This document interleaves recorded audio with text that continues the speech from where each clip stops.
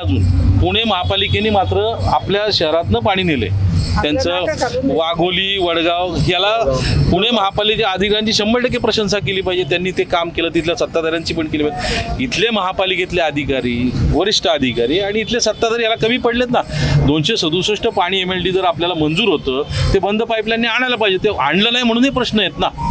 आज तुम्ही तिथं आपलं असं मंजुरी नव्हती की आपल्याला चिखलीमध्ये वॉटर ट्रीटमेंट प्लांट करायचं नव्हतं. आपल्याला क्लिअर कट गाईडलाईन आहे की सगळ्या बंद पाईपलाईननी पाणी आणायचं. त्याचं कारण बंद पाईपलाईननी पाणी काय आणायचं तर स्वच्छ पाणी लोकांना मिळालं. आज आपण इंद्रायणी नदीची परिस्थिती पाहतो, किती घाणेरडं पाणी, इतकं म्हणजे आपण पवित्र नदी इंद्रायणीकडे पाहतो.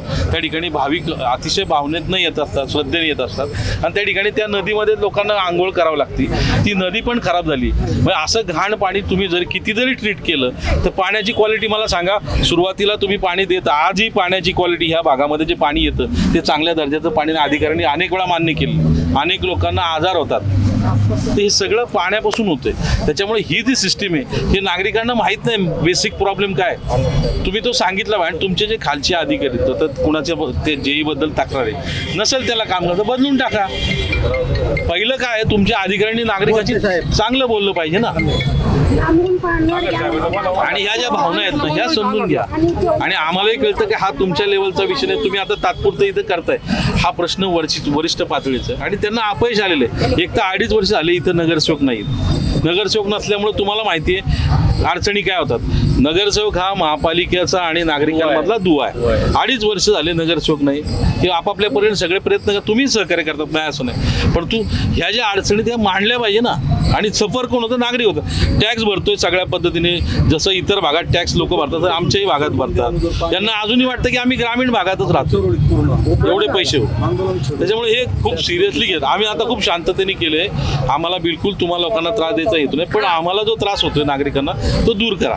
तर तो नागरिकांचा त्रास जो आहे तो दूर करण्यासाठी आपण दुसऱ्या बाजूनं काही त्याला यंत्रणा म्हणजे राबवून यांचा त्रास कमी कसा करता येईल याच्याबाबत आमचं सर्वेक्षण चालू आहे. बघूया 8-10 दिवसामध्ये आपला तो प्रॉब्लेम बऱ्या प्रमाणात. आत्ता आम्ही चरोली फाट्याकडनं ज्या मोठ्या सोसायटी आहेत ना त्यांना जो पाणी पुरवठा आपला मॅगझिन टाकीवरनं जो होतोय तो खालच्या बाजूनं देता येतोय का त्याचं आपली चाचपणी चालू आहे. खालच्या बाजूला देत नाही साहेब. सगळ्या भागांना प्रॉब्लेम आहे. नाही साहेब आता तुम्ही काय करताय, तुम्ही तुमच्या सिस्टीम तुम्ही काय करताय हे सगळं खालच्या लेवलला प्रयत्न करतात. मुळात प्रॉब्लेम इथं नाहीच आहे. प्रॉब्लेम मुळात पाणी उचललं पाहिजे. ते पाणी उचलत नाही म्हणून हा प्रॉब्लेम आहे. त्यामुळे तुम्ही JE डेप्युटी तुमच्या हातातला विषयच नाही आहे. पण आमच्या लेवलला जो काय आम्हाला प्रश्न सोडवता येतोय काय तुम्हाला फेस करायला म्हणजे साहेबांशी बोलूनच चाललंय हे सगळं. त्या ऑफिसमध्ये बसून जे अधिकारी काम करतात त्यांना सांगा फील्डवर या आणि बघा इथं लोकांची काय परिस्थिती. पहिले चौधरी साहेब होते ते फील्डवर फिरायचे. तुम्ही ताजनेमाळ्यामध्ये कधी आला? ताजनेमाळा कुठे माहिती? यांचा एरिया माहिती मला टाकी जरी आणि ह्या टाकीची लेवल एक आहे आत्ताच्या घडीला. पंपिंगने पाणी सोडल्यानंतर मला सांगा, पंपिंगने डायरेक्ट सोडतो अलर्ट साहेब. आणि याच्यात माझ्याकडे प्रूफ आहे, मी प्रूफ सहित देतो. टाकीचं पाणी देतच नाही, कसं सुटेल पाणी? टाकीचं पाणी टँकर भरून टँकर कसं सुटेल? ही अडचण आहे, प्रॉपरली ही अडचण आहे. तुम्ही जागेवर बघा, इथं टँकर भरून देतात. आणि दुसरा एक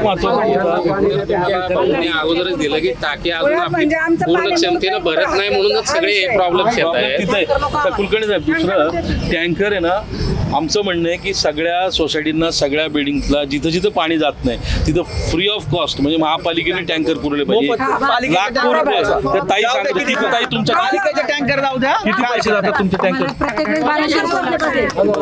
लोकांची चूकच नाहीये ना. तुम्ही महापालिकेने लोकांकडे 1 रुपया न घेता टँकर पुरवठा करा अशी आमची मागणी. तुमची जबाबदारी आहे लोकांना पाणी पुरवायची, पण आमच्या नागरिकांना 8-10 लाख रुपये टँकर साठी द्यावे लागतात. हे दुर्दैव आहे आमचं. सोसायट्यांमध्ये मेंटेनन्स स्वतःचं घर असून लोकांना भाड्याने राहिल्यासारखं वाटतंय. तेवढा मेंटेनन्स द्यायला लागतं 8-10 हजार रुपये.